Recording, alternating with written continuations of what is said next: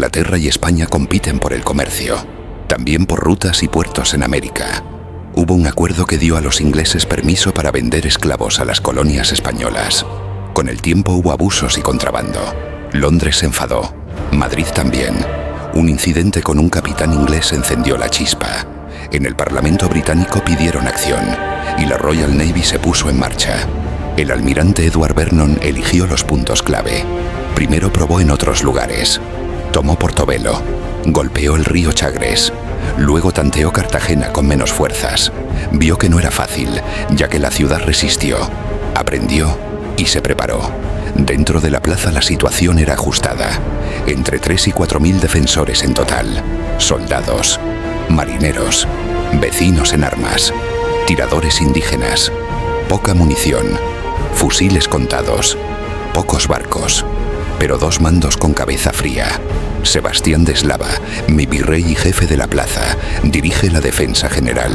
Y por otro lado, Blas de Lezo, al mando de la escuadra y de las baterías del puerto, apodado el Medio Hombre, por su pierna izquierda de madera, brazo izquierdo perdido y el ojo derecho marcado para siempre.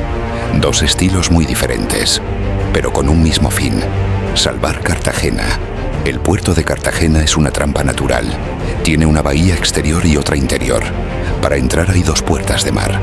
Una se llama Boca Grande, la otra Boca Chica. Entre las 2, una isla al centro. En el exterior arrecifes y bancos de arena.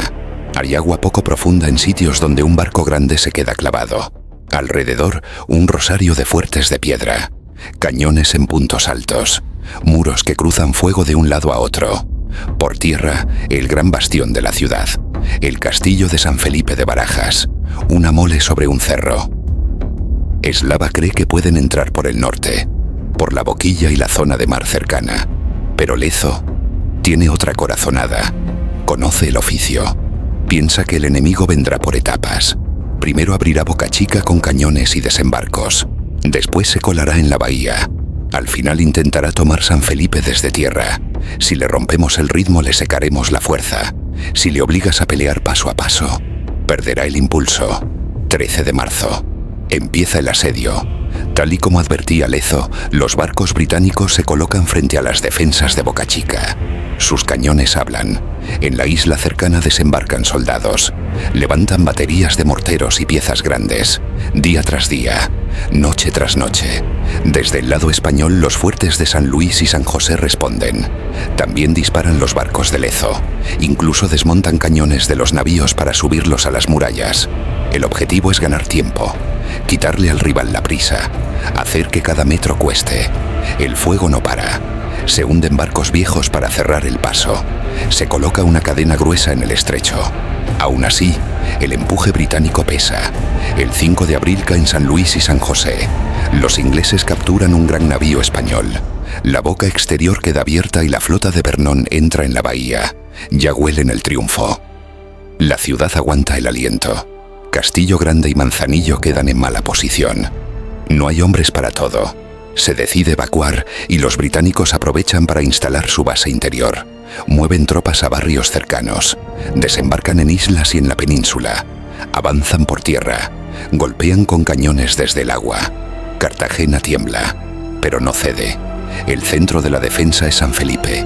No es un castillo bonito. Es un rompecabezas de piedra. Subidas, terraplenes, rampas, rincones para colocar cañones que cruzan sus fuegos. Si ese cerro cae, la bahía interior se abre. Si aguanta, la invasión se corta en seco. Aquí se decide todo. Los españoles no tienen pólvora para grandes lujos. Tienen sentido común. Cavan zanjas delante del castillo. Abren un foso. Preparan muretes y posiciones. Buscan que el enemigo pierda velocidad al llegar. Que tenga que parar. Que levante la cabeza. Que reciba un tiro cruzado desde varios lados. Getsemaní y el fuerte del Pastelillo apoyan con sus cañones. El plan es simple: romper la cadencia del ataque y obligarles a fallar. El lado británico tiene dudas: seguir bombardeando y gastar días, o jugársela en una noche rápida con escalas. Quieren una victoria limpia y que se note. Quieren un golpe que salga en los papeles. Eligen el asalto nocturno. Harán 3 columnas de ataque. Dejarán otra detrás por si hace falta. Escaleras largas. Silencio. Una luna tapada por las nubes en calma.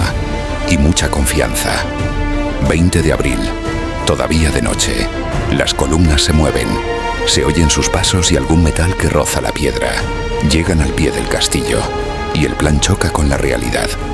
Las escaleras no dan la medida. El foso frena. El fuego les llega desde todos los flancos, de modo que la coordinación se rompe. La reserva entra tarde. La formación cede y nadie tiene claro quién manda. Primero retroceden unos pocos, y luego muchos más. La retirada se contagia, y el asalto se derrumba. Cartagena resiste. No hay celebraciones. Hay un respiro y con él, la sorpresa. El enemigo que venía como un huracán ahora duda. Siguen los cañones durante días, aunque ya no suenan igual.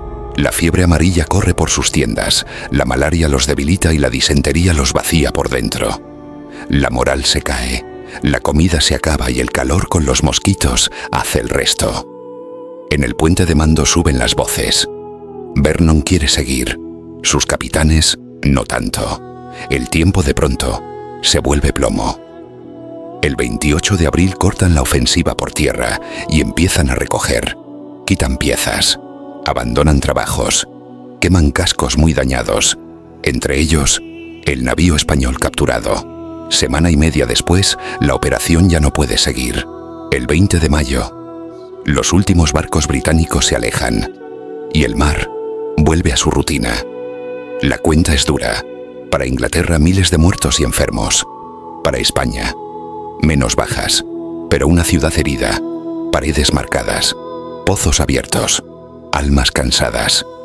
Aún así, Cartagena sigue en manos españolas, y el plan británico para dominar el Caribe se queda en un intento marcado por el fracaso.